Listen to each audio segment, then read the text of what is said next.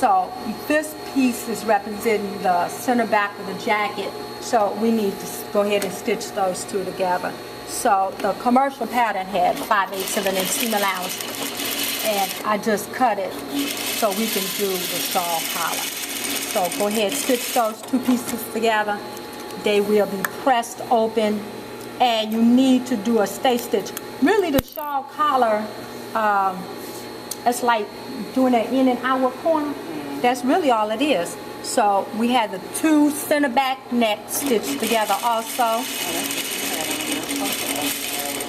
Right, exactly.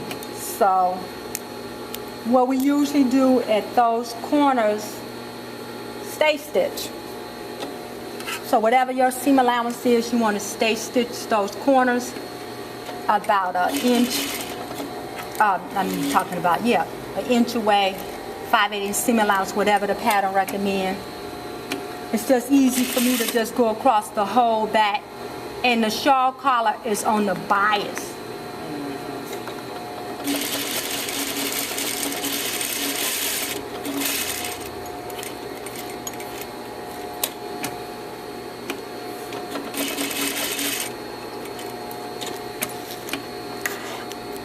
And we're going to clip into it up to your stitch. True 45-degree. And we're going to do the same with this.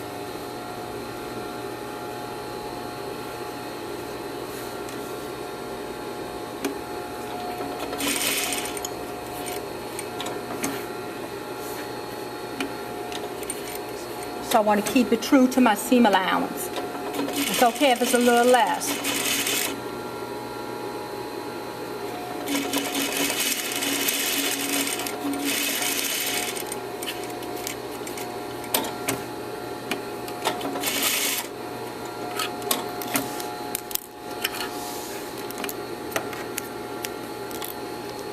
So then I want to match up my center backs.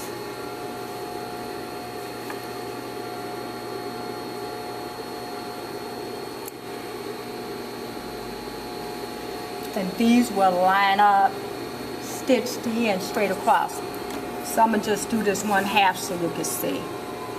So I want to match them up.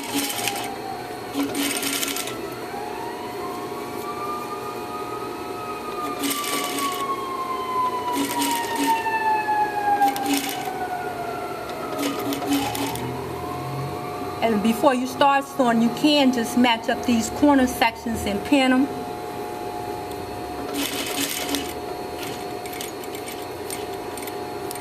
Leave the needle down, and then we're just going to turn it and then stitch across. So this is just a mini version. You would have your full shoulder, of course, go all the way across, and then there's your shawl collar. So this here will just fold back and form your collar.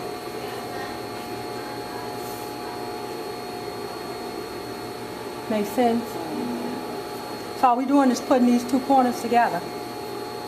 We're going to take this and line it up, pin it in place where you clip that so we know they're matching perfectly.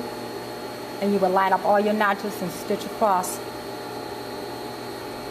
And you'd have your shawl collar. And of course you have to join your facing and all of that to finish it, but that's how we stitch a shawl collar. All right, so like a pro.